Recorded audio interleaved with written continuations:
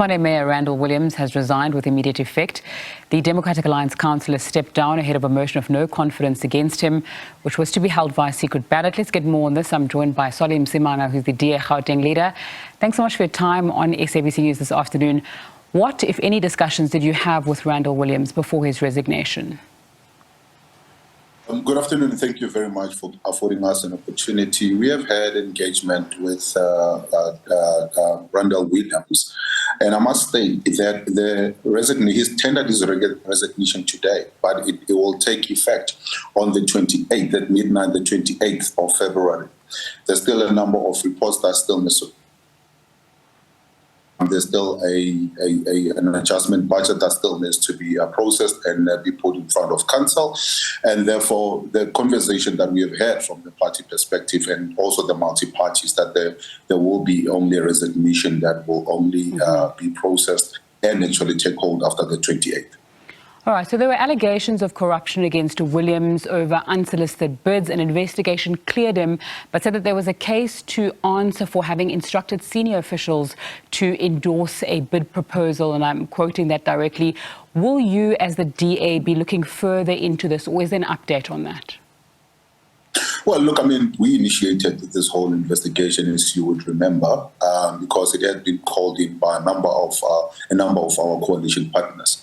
And we said that there is nothing to hide, and therefore we'll call and support for that investigation. And in fact, if there is anything, to be answered, then people must answer. And if anybody is found to be in the wrong, then the rule of and then the might of the law must take its course.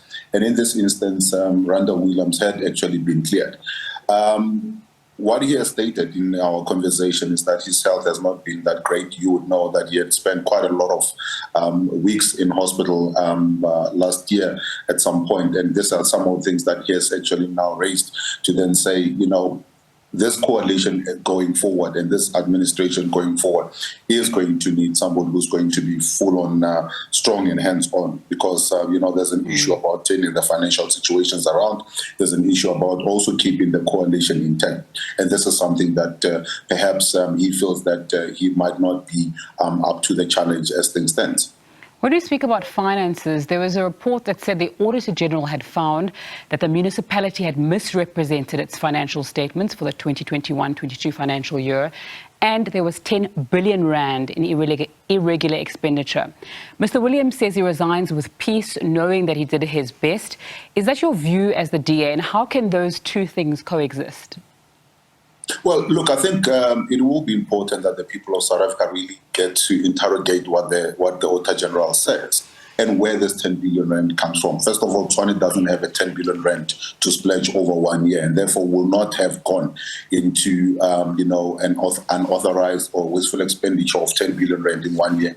What the Auditor General states is that there is a number of cases that are emanating that leads up to this 10 billion rand. One of those is that when we started taking over in 2016, we started taking some of the contracts. I can give an example of the smart meter contract. I can give us an example of the fiber, the rolling out of the fiber contract.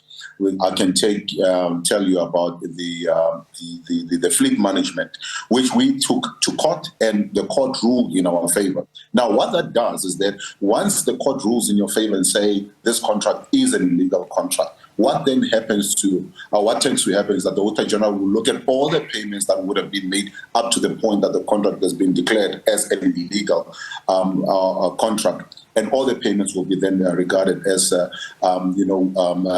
fruitless, or will be regarded as irregular expenditure. And therefore, these are some of the things that the people of South Africa needs to know. And Randall has been very, very clear. And even if we were to look at the Auditor General's report, if you interrogate it, you'll find that it's only less than 8 million rand that the Auditor General said in the last year has been regarded as a contributing amount. So all these amounts that you're talking about will be things that will be coming from before or years before, and we'll be talking about legacy projects. And so there was not really much that was coming out of this financial year that would have contributed a massive amount. 8 million is still 8 million too much, but I think the people of South Africa needs to know what the truth is. All right. There is a collapse, though, of services in Tshwane under Wiliams' leadership. Whether it's legacy or not, he is responsible and he is trusted to ensure that the city runs. For instance, the buses couldn't operate in Tshwane because of diesel. The UTA and many others say the city is filthy and at its worst. So there should be some responsibility taken for that, surely. Well, look, I mean, it's part of the conversations that we've had to then say, look, are things that you will be able to then take forward. There is a need for a complete turnaround strategy. There is a need to ensure that following COVID and, the loss of the economic growth that has, really crippled the ability of municipalities, not only Tshwane, but municipalities across South Africa, from generating and also being able to collect revenue. And therefore, then also meaning that the services that they're able to then provide to the residents is somehow also now hampered. And this is why we have said that for that turnaround strategy to happen, perhaps, he will do well being on the side and then getting somebody and also getting the coalition, behind somebody again that will be able to then drive the turnaround strategy that we want to implement in the city of Tshwane. All right, very briefly, there's a sense of collapse of coalition governments where the DA is. That's one of the reasons that Wiliams also advanced when in his resignation letter in Johannesburg and further. What are you going to do around that? Well, look, I mean, we're having conversation with our coalition partners and we are discussing matters that have been raised time and time again. Relating to the internal conversations that we have been having or need to be having, and also putting together mechanisms in terms of how do you then deal with disputes when disputes do arise.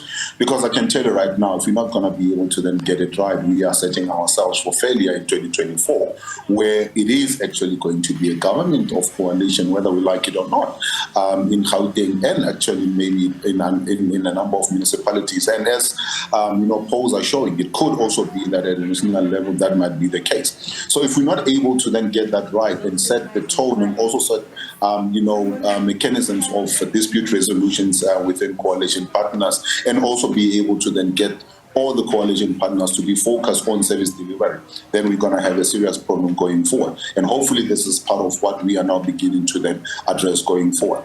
The DA is showing, its willingness to not only listen, but to act whenever the coalition partners are raising, points of concern.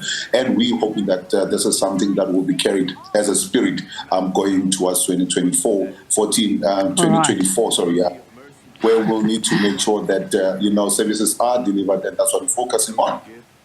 All right. Solly Msimanga, DA Gauteng leader, joining me there, reacting to the resignation of Randall Wiliams.